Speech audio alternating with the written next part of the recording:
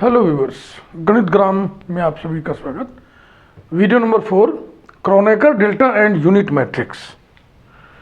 इसमें सबसे पहले तो आपको हम बताएं क्रोनेकर डेल्टा के बारे में।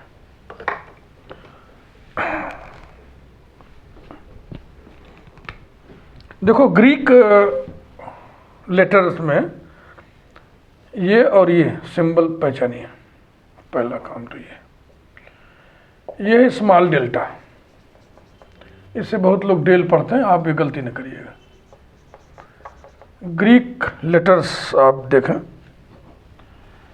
स्मॉल डेल्टा है और ये कैपिटल डेल्टा है।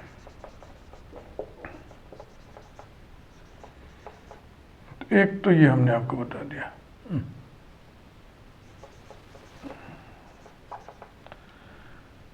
क्रोनेकर ये मैथमेटिशियन है।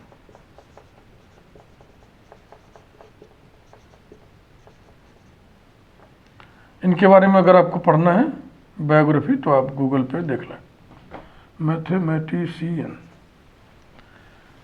अब क्रोनेकर ने एक एंटिटी इंट्रोड्यूस की मैथमेटिक्स की दुनिया में।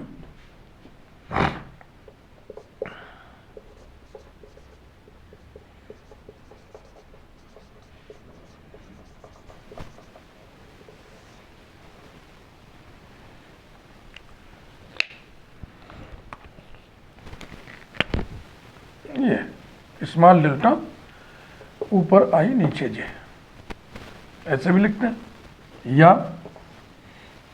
ऐसे भी लिखते हैं या ऐसे भी लिखते हैं। मैट्रिसेस की गणित में ऐसे लिखा जाता है, टेंसल अलजेब्रा में ऐसे लिखा जाता है।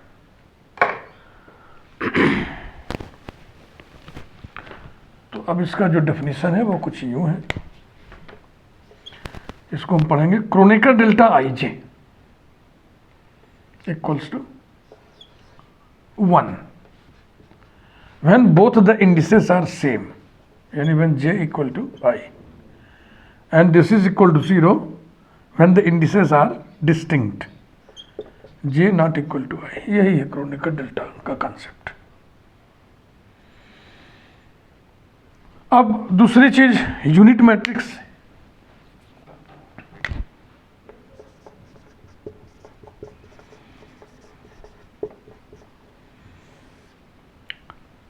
मैट्रिक्स जब आप पढ़ते हो तो ब्लॉक नोटेशन यूज करते हो। एक ये नोटेशन है मैट्रिक्स के लिए, एक ये नोटेशन है और एक ये नोटेशन। ये 3 ब्लॉक नोटेशन है। इसमें ये दोनों बहुत ज़्यादा चलते हैं, ये अब आउटडेटेड हो गया, अब इसको यूज़ नहीं करते लोग। अब ये नॉर्म के लिए यूज़ किया जाता है हायर मैथमेटिक्स में। लेकिन जब आप न्यूमेरिकल करोगे तब ब्लॉक नोटेशन तो ठीक है, थ्योरेटिकल प्रॉब्लम में ये दिक्कत करता है। बार बार इतने बड़े बड़े ब्लॉक कौन बनाएगा? तो फिर मैट्रिक्स को शॉर्ट में, ब्रीफ में, सूक्ष्म रूप में ऐसे लिखा जाता है, या ऐसे। ये महज एक ब्रैकेट का साइन नहीं है, ये पूरा ब्लॉक लिख रहा है। अब ऑर्डर यहां पे लिख देते हैं, मान लो m क्रॉस n ऑर्डर है। मैट्रिक्स को कैपिटल लेटर से डिनोट कर देते हैं। ये तरीका है लिखने का शॉर्ट में। अब यूनिट मैट्रिक्स डायगोनल मैट्रिक्स होता है, जिसमें लीडिंग डायगोनल में केवल नॉन जीरो एलिमेंट्स रहते हैं, बाकी सब जीरो रहते हैं। लीडिंग डायगोनल के सारे एलिमेंट नॉन जीरो ऐसी बात भी नहीं है, कम से कम एक नॉन जीरो एलिमेंट होना चाहिए। एक से अधिक है, प्रश्न उठता है क्या वो सब आपस में बराबर होने चाहिए? अगर वो सब आपस में बराबर हो या ना हो उसे डायगोनल मैट्रिक्स कहते हैं। लेकिन जब सब बराबर हो जाएंगे तो उसको स्केलर मैट्रिक्स कहते हैं। एक खास स्केलर, सारे के सारे एलिमेंट डायगोनल पे एक ही स्केलर रहेगा। जैसे कि लीडिंग डायगोनल पे सारे के सारे 2 हैं, बाकी सब 0 है, तो हो गया diagonal matrix, scalar matrix. Scalar matrix का वो टाइप जिसमें स्केलर 1 हो उसको यूनिट मैट्रिक्स या आइडेंटिटी मैट्रिक्स बोलता है। तो थर्ड ऑर्डर का आइडेंटिटी मैट्रिक्स हम लिखें तो 1 0 0 0 1 0 0 0 1, इसे डिनोट करते हैं I3 से, 3 लगा देते हैं ऑर्डर बताने के लिए। ये आइडेंटिटी मैट्रिक्स है, यूनिट मैट्रिक्स है। It is scalar matrix which is a type of diagonal matrix. समझ रहे हो ना? स्केलर मैट्रिक्स जिसमें स्केलर यूनिट हो उसे यूनिट मैट्रिक्स कहते हैं।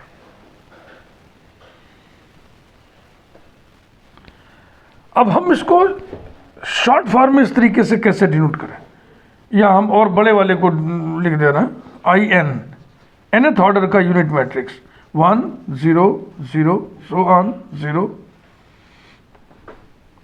0 1 0 0 0 0 1 0 so on 0 0 0 और फिर इस प्लेस पे 1, यहाँ हम लिख देंगे n क्रॉस n।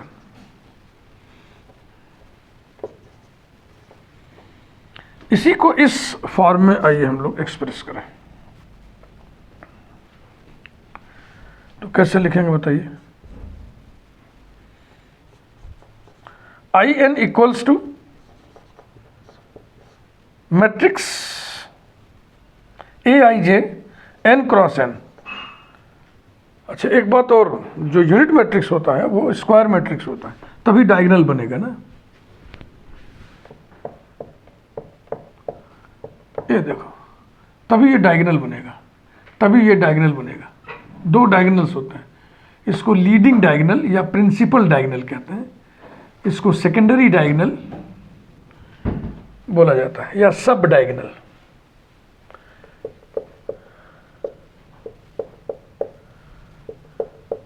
ये स्क्वायर नहीं है तो इसमें डायगोनल नहीं बनेगा। कौन डायगोनल होगा? ये डायगोनल होगा या ये होगा, है ना मुद्दा? तो diagonal matrix is a type of square matrix, is a type of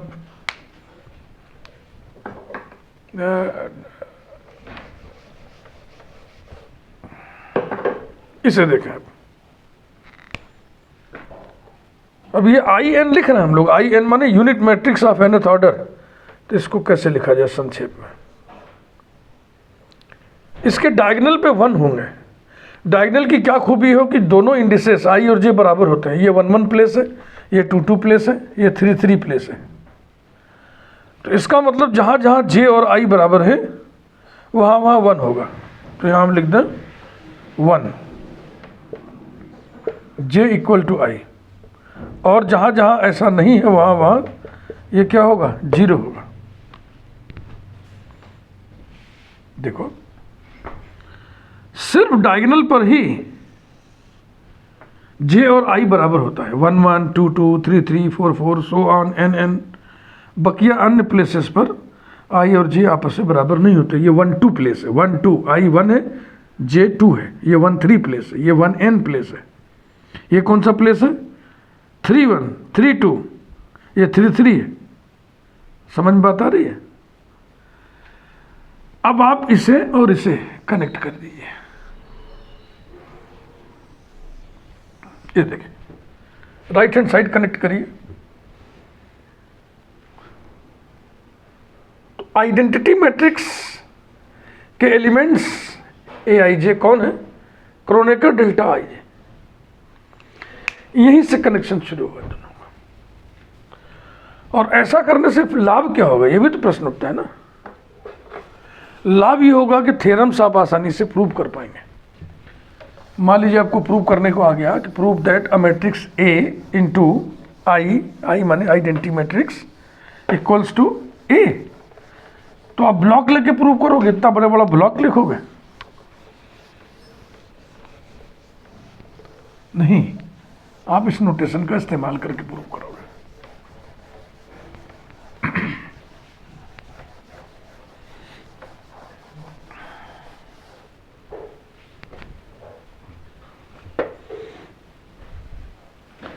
अब हम यूनिट मैट्रिक्स को कुछ यूं डिफाइन करने जा रहे हैं। Unit matrix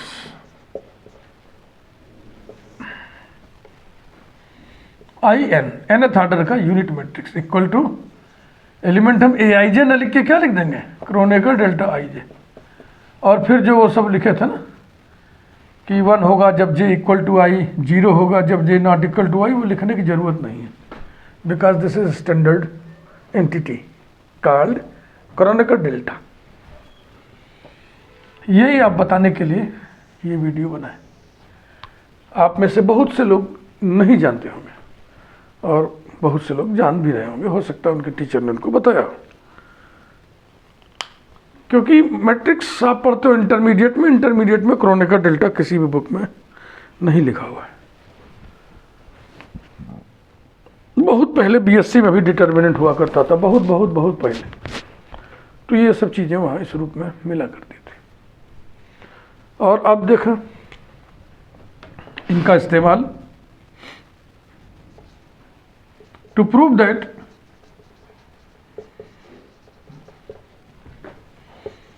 a into I equals to a।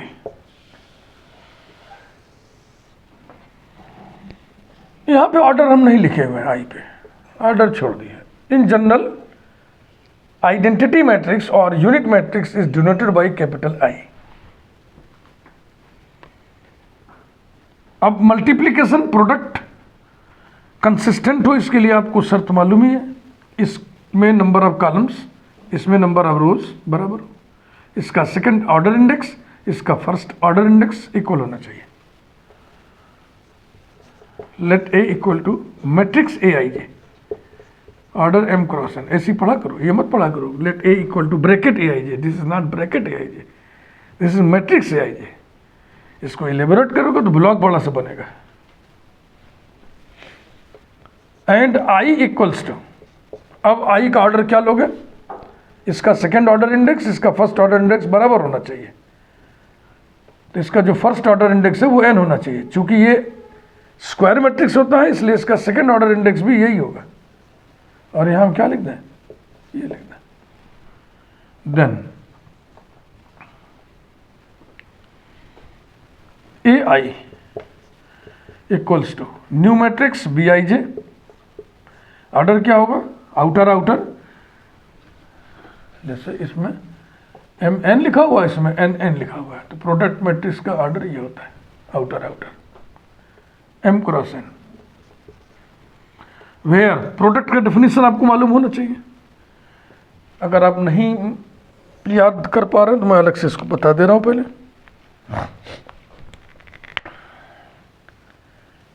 If A equal to matrix A I J order M cross N, B equals to matrix Bij order n cross P, then AB equals to matrix Cij order वही outer outer MP, where Cij equals to sigma। लिखने का तरीका क्या है ये हमको आपको समझा दे रहे। देखो Aij इंटू Bij लिखो ऐसे, ठीक। अब इसमें देखो ये वाला आई, ये वाला जे आउटर है और ये जे और ये आई इनर है, तो इन्हीं दोनों को डमी कर दो। डमी करने का मतलब जो इंडेक्स 2 बार अपीयर हो उसको डमी इंडेक्स कहते हैं। तो इन दोनों को आई कर दो, चाहे इन दोनों को जे कर दो, लेकिन जब इन दोनों को आई कर दोगे तो आई की संख्या 3 हो जाएगी। ऐसा नहीं करते हैं, कोई भी इंडेक्स 2 से अधिक बार रिपीट ना हो, तो ऐसा करते हैं इसे भी कोई नया इंडेक्स डाल देते हैं इसे। क्या कर दो, ए आई के बी के जे,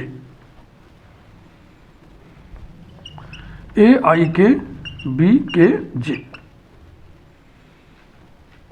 देखो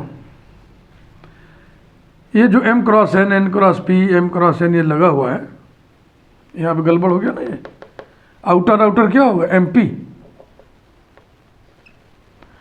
इन्हें ऑर्डर इंडेक्स बोलते हैं। और ये जो आई जे लगा हुआ है, आई के वगैरह है, इसको बोलते हैं प्लेस इंडेक्स। ये एलिमेंट के प्लेस बताते हैं और ये ऑर्डर मैट्रिक्स का ऑर्डर बताते हैं। अब के डमी इंडेक्स है, ये वेरी करेगा, इस पर सिग्मा होगा। K varies from 1 to dummy order, dummy index varies from 1 to dummy order. Dummy order कौन है? डमी ऑर्डर देखो इसमें कुछ गड़बड़ हो रहा है, ये हो, अच्छा नहीं, यहाँ पे M N N P, M N N P, dummy कौन है? एन, तो के वेरीज फ्रॉम 1 टू एन। समझ में आ गया डेफिनेशन? तो इसी तरह से यहां लिखिए,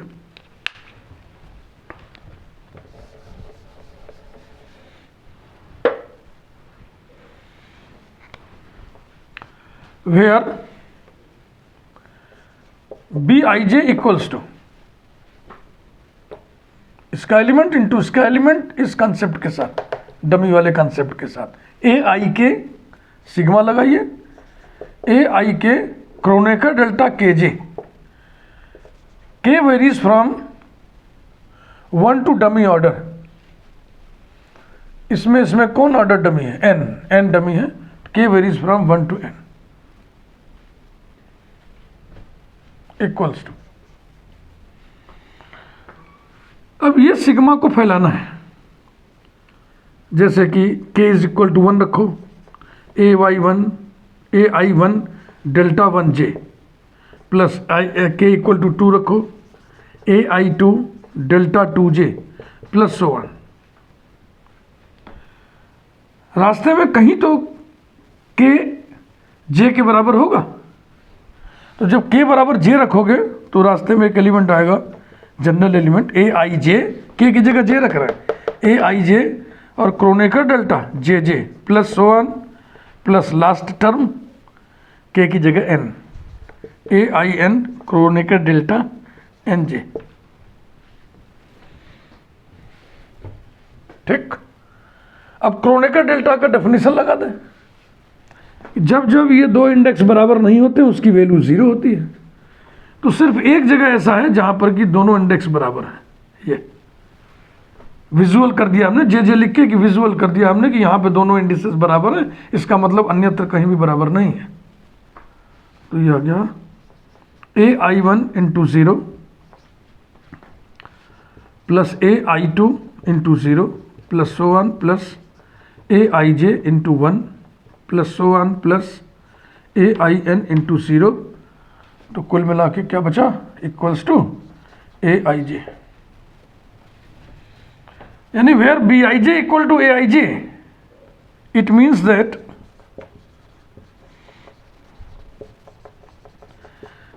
that A I equal to matrix B I J कितने के बराबर निकला? A I J order M cross N, and it is nothing but A. तो A into I equal to A का सही प्रूफ यही है, स्टैंडर्ड प्रूफ। ब्लॉक लेकर के आप प्रूफ नहीं करेंगे। आप छोटे बच्चे हैं, 11th के बच्चे हैं, आप वहाँ कर दीजिए, लेकिन अगर आप हायर एजुकेशन में हैं तो आपको ऐसे करना चाहिए। इंटर 12th के बच्चे को भी ऐसे ही करना चाहिए, मेरा मत यही है।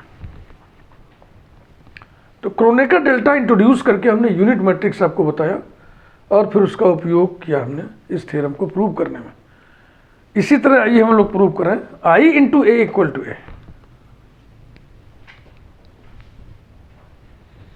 बिल्कुल ऐसे ही।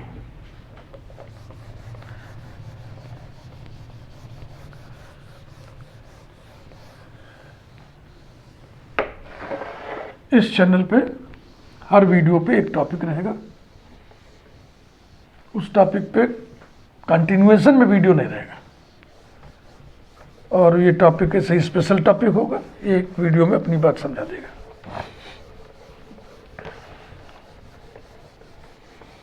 मैथमेटिक्स इन ब्रीफ के लिए हमने ये चैनल बनाया हुआ है, गणित ग्राम। मेरा दूसरा चैनल है गणितपुर ब्लेंडेड लर्निंग, वहाँ पे मैथमेटिक्स इन डिटेल है, बहुत डिटेल में। तो अभी हमने प्रूव किया a into I equal to A. Next, to prove that i into A equals to A.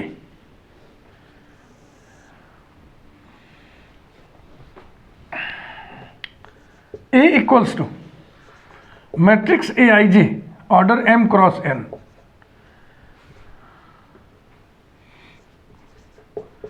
I by रखना है ना, तो आई क्या लेंगे, किस ऑर्डर का, Kronecker delta I J, order इसका क्या रखेंगे, ऐसा रखिए कि इसका सेकंड ऑर्डर इसका फर्स्ट ऑर्डर हो, यानी इसका ऑर्डर हम लेंगे M cross M unit matrix square matrix. इसका सेकंड ऑर्डर इंडेक्स इसका फर्स्ट ऑर्डर इंडेक्स समान होना चाहिए, तभी दिस इंटू दिस कंसिस्टेंट होगा। देन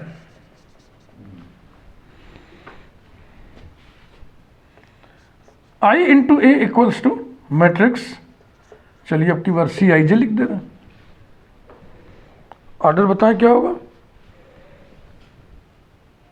ऑर्डर होगा आउटर आउटर, तो इन दोनों के भड़ंत में आउटर आउटर कौन है, ये एम क्रॉस एन।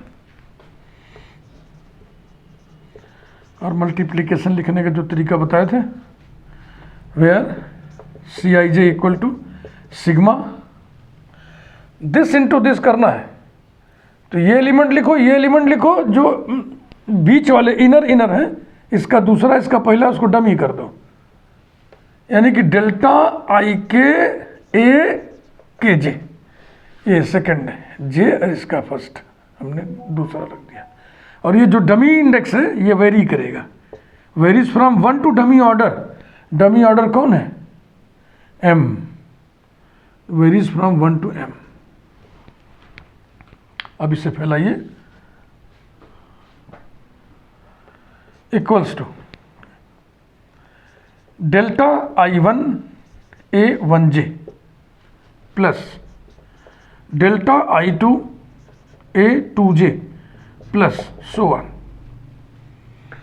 देखो डेल्टा पर दो इंडेक्स हैं आई और के, तो हम वेरी किसको करा रहे हैं, के को, तो जब k बराबर आई हो जाएगा तब इसकी वैल्यू 1 होगी, तो एक जगह दिखा दीजिए कि k बराबर आई हो गया, प्लस डेल्टा आई आई और a k की जगह आई रखो I J plus so on plus delta I N A N J. तो आपने एक जगह विजुअल कर दिया कि दोनों इंडिसेस बराबर हैं, इसका मतलब अन्यथा कहीं भी इंडिसेस बराबर नहीं है, distinct, they are distinct. Equals to 0 into 1 sorry 0 into A one J plus 0 into A two J plus so on plus 1 into A I J plus so on plus 0 into A N J equals to सिर्फ यही बचेगा ए I जे। तो इसमें जो सी I जे है वो क्या निकला, ए आई जे निकला। इट मीन्स दैट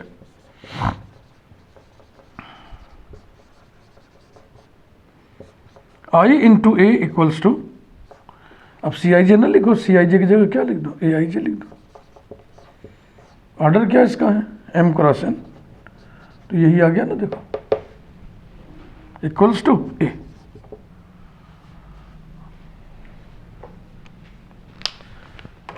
तो इस प्रकार से a into I equals to I into A equals to A prove कर किया जाता है, यही इसका स्टैंडर्ड तरीका।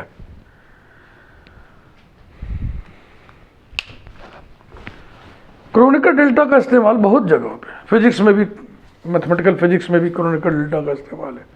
टेंसर की दुनिया में तो बहुत ज़्यादा इसका इस्तेमाल है। टेंसर मैथमेटिक्स की एक ब्रांच है, टेंसर अलजेब्रा और टेंसर कैलकुलस, दोनों मिला करके बोलते हैं टेंसर एनालिसिस। ये बीएससी थर्ड ईयर से पहले आपको नहीं मिलेगा।